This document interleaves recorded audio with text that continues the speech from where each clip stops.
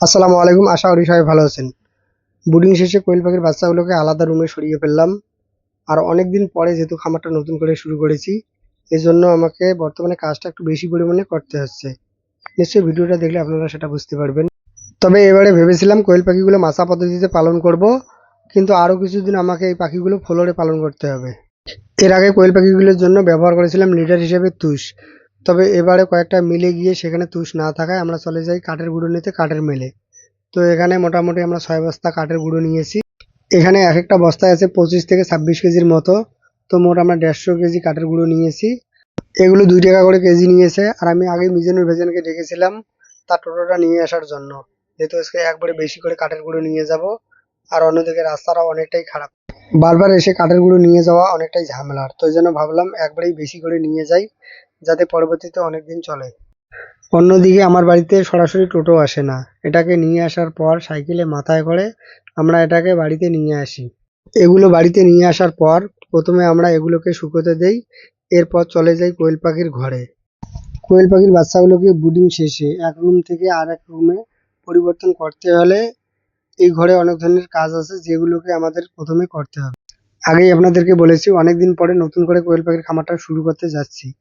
তো এজন্য যে রুমে ব্রুডিং শেষে বাচ্চাগুলোকে রাখবো, সেই রুমে আমার আগে থেকে কিছু দেশি মুরগি রয়েছে।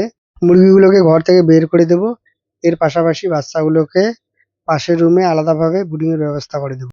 এই 130টা কোয়েল পাখির বাচ্চার জন্য আজকে আমাদেরকে অনেক ধরনের কাজ করতে হচ্ছে। তো এখানে দেখুন কতগুলো কাঠ রয়েছে। তো এই কাঠগুলো সবগুলো বাইর করতে হবে।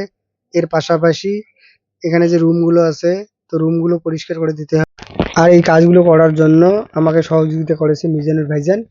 এর পাশাপাশি মিজানুর ভাইজানের সঙ্গে এসেছে আর একজন ভাইজান। আর আমরা তিনজন মিলে কাজগুলো করেছি বলে খুব সহজেই কাজগুলো শেষ করতে পেরেছি।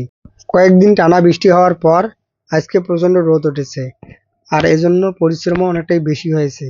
আর কয়েকদিন টানা বৃষ্টির ফলে ঘরটা একটু ভিজে স্যাঁতস্যাঁতে হয়েছে। তো এখন এই ঘরটা সুন্দরভাবে পরিষ্কার করে দেব। এর পাশাপাশি যেহেতু এখানে হাঁস মুরগির বাচ্চা ব্রুডিং হয়েছিল, তো এজন্য ঘরটা আমাকে একটু জীবাণুমুক্ত করতে হবে। যেহেতু শর্ট টার্মের মধ্যে ঘরটা জীবাণুমুক্ত করব, তো এখানে আগুন লাগিয়ে দেওয়া ছাড়া অন্য কোনো আর উপায় নেই। যদিও পাখার ফ্লোরে কোয়েল পাখি পালন করা অনেকটাই ঝামেলার। এখানে খুব তাড়াতাড়ি লিটার খারাপ হয়, গ্যাস হয়, নানা ধরনের সমস্যা হয়। গত বছর এই ফ্লোরে কোয়েল পাখি পালন করে প্রায় আমার 300-র মতো কোয়েল পাখি মারা গিয়েছিল। তারপরেও এবছর নতুন করে আবারও শুরু করলাম। সম্পূর্ণ ঘরটা পরিষ্কার করার পর 2 থেকে 3 ঘন্টা অপেক্ষা করে কাঠের গুঁড়োগুলো নিয়ে চলে আসি কোয়েল পাখির রুমে। আর এই কাজগুলো করতে করতে আমি অনেকটাই ক্লান্ত হয়েছি। তবে আজ থেকে একটা কাজ একটু হালকা হবে, আর সেটা হলো এখানে আমি অটো ডিঙ্কার ব্যবহার করব। এই রুমের কাজ আমার কমপ্লিট। এখন বাচ্চাগুলোকে ধরে এখানে রাখতে হবে। আর এটা ধরার জন্য পাশের বাড়ির 2জন ভাইস্তি এসেছে, তো তাদেরকে বললাম আমাকে একটু সহযোগিতা করতে। এখানে টোটাল বাচ্চা আছে 131টা। আর ব্রুডিংয়ে একটা বাচ্চা মারা গিয়েছে। এগুলোর বয়স আজকে 15 দিন। আজকে এই পর্যন্ত। আপনারা আমার জন্য দোয়া করবেন। আসসালামু আলাইকুম।